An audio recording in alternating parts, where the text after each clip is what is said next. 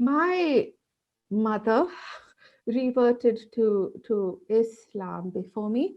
Um, Hers was a very, so I grew up in a deeply Catholic environment. So my family is Syrio-Catholic, and we were I come from a family of church builders, and so really tradition. But what was inculcated in us from that, from childhood, was a sense of piety, belief in God.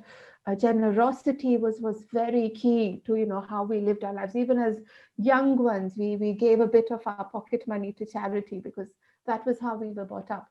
And modesty. So even though I was Catholic, my father would look at what I was wearing, and I certainly couldn't wear micro minis, and I certainly couldn't wear something, so he was quite strict about things like that. But that was the kind of Catholicism we were brought up in.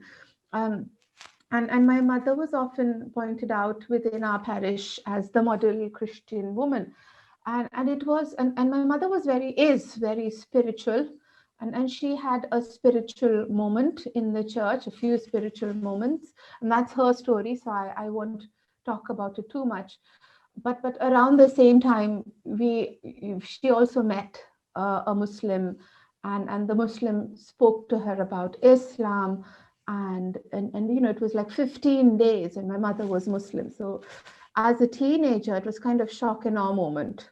But I suddenly found myself as with a Christian father and a Muslim mother. I'm the eldest child at home. So a lot of, in Indian families, because I'm of Indian heritage, there's a lot of responsibility on the eldest person's shoulders. And I'll be honest, to start with, I hated Islam. I thought Islam covered their women in black blankets. That was my understanding. And I also hated Islam because it broke up my family, to be very frank. But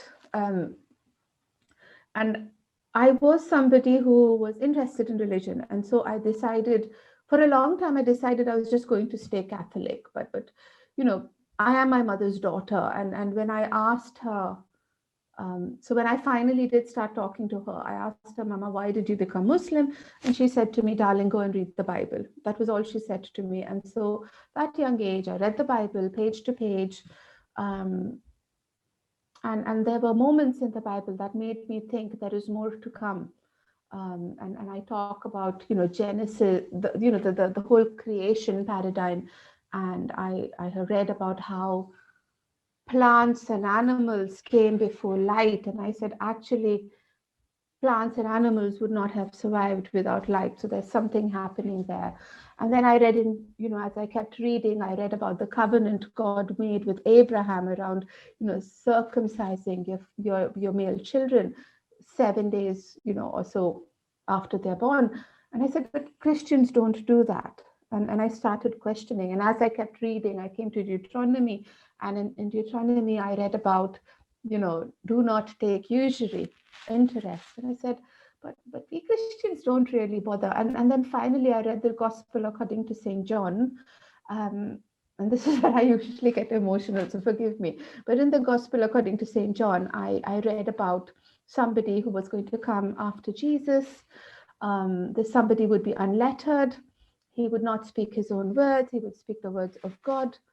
And in Catechism, I had read, I was taught that this was the Holy Spirit.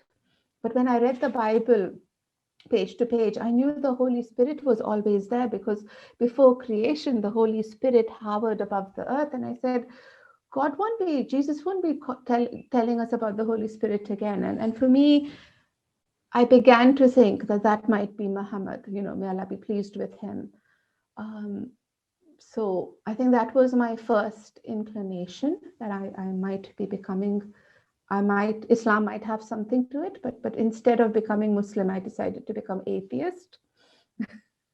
but I was a teenager, but atheism didn't last long. So I read about Hindu spirituality. but I reckon I was too, used to the notion of an Abrahamic God. And then finally decided to read the Quran. And I think I was bowled over quite soon.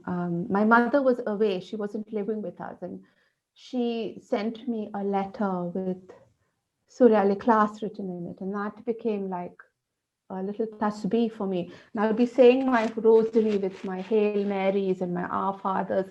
And then I'd say Surah Ikhlas as well, 11 times.